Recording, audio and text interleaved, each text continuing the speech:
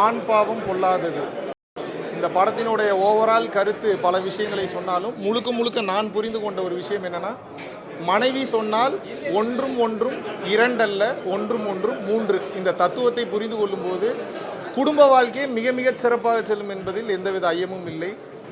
படத்தில் வந்து பார்த்தீங்கன்னா காமெடி ரொம்ப சூப்பராக வந்து ஒர்க் அவுட் ஆகிருக்கு. அது மட்டும் இல்லாமல் இன்றைய கால சூழ்நிலையில் ஃபெமினிசம்ன்ற ஒரு வார்த்தையை பயன்படுத்தி ஃபெமினிசத்தை தவறாக பேசக்கூடிய ஒரு பெண்களுக்கு உண்மையான ஃபெமினிசம்னா என்ன அப்படின்றத வந்து மிக தெளிவாக வந்து இந்த படம் வந்து சொல்லியிருக்கிறது. இந்த படத்தை இயக்கிய இயக்குனர் அவர்களுக்கும் படத்தினுடைய தயாரிப்பாளர் வெடிக்காரன்பட்டி சக்திவேலன் அவர்களுக்கும் விஜய் அண்ணா அவர்களுக்கும் மற்றும் எக்ஸிக்யூட்டிவ் ப்ரொடியூசர் மணிகண்டன் கந்தசாமி அவர்களுக்கும் ஒரு மிகப்பெரிய வணக்கங்களும் வாழ்த்துக்களும் நன்றிகளும். காரணம் என்னன்னா, இந்த காலத்தில் இப்படிப்பட்ட சூழ்நிலையில் ஃபெமினிசத்தை மிக சரியாக பேசக்கூடிய படம் அவசியம் என்று வந்து நான் கருதுகிறேன்.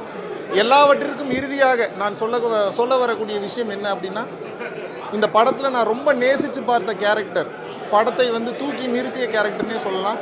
திரு விக்னேஷ்காந்த் அவர்களுடைய மிகச்சிறந்த வசனம். ஒரு லாயராக கிளைமேக்ஸில் வந்து படத்தை தூக்கி நிறுத்தி இருக்கிறார் என்றே வந்து சொல்ல வேண்டும். நிச்சயமாக குடும்பமாக இருக்கக்கூடிய ஒவ்வொருவரும் தியேட்டரில் வந்து பார்க்கக்கூடிய மிக அற்புதமான திரைப்படம். நன்றி, வணக்கம், தேங்க்யூ.